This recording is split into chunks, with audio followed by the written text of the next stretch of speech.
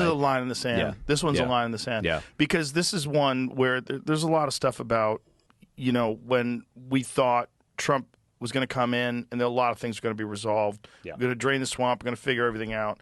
And when you have this one hardcore line in the sand that everybody had been talking about forever, and then they're trying to gaslight you on that, the level of convenience, it's so convenient that the guards were asleep, so convenient that the cameras didn't work, so convenient that years later you have a recording of the outside of the cell, but a minute is missing from it. 3 minutes. Yeah. 3 minutes? Yeah, they found out it was like almost 3 minutes was missing. Joe Rogan has never been afraid to speak his mind, whether it's defending free speech, calling out government overreach, or even backing Donald Trump. But recently, Rogan drew a hard line over something that cuts across the political aisle, the infamous Epstein files. On a recent episode of the Joe Rogan Experience, Rogan asked a simple but powerful question. Why does Trump refuse to be transparent about the Epstein client list? According to Rogan, if Trump was really the anti-establishment outsider he claims to be, this is the moment to prove it. And Trump, despite being president for years and knowing Jeffrey Epstein personally, hasn't pushed for any real transparency. To make matters worse, every comment Trump makes about the Epstein files just digs the hole deeper. I never had the privilege of going to his island,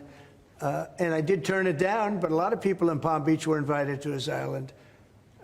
In one of my very good moments, I turned it down. I didn't want to go to his island. For years, I wouldn't talk to Jeffrey Epstein because he did something that was inappropriate. He hired help. And I said, don't ever do that again. He stole people that worked for me. I said, don't ever do that again. He did it again. And I threw him out of the place, persona non grata. I threw him out, and that was it. I'm glad I did, if you want to know the truth.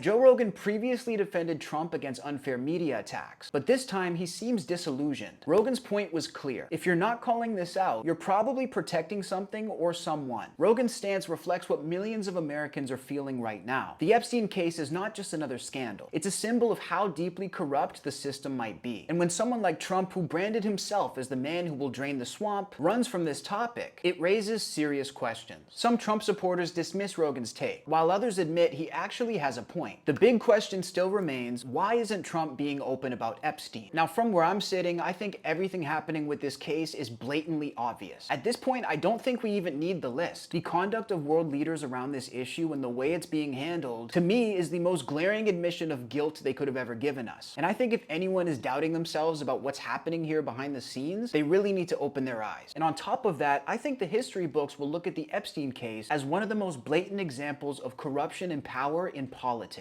The conduct is sickening, the outcome is obvious, and all people need to do is simply open their eyes. Let me know what you think down below in the comments. Should Trump speak up about the Epstein client list, or is Rogan just overreacting? Let's talk about it and subscribe for more videos.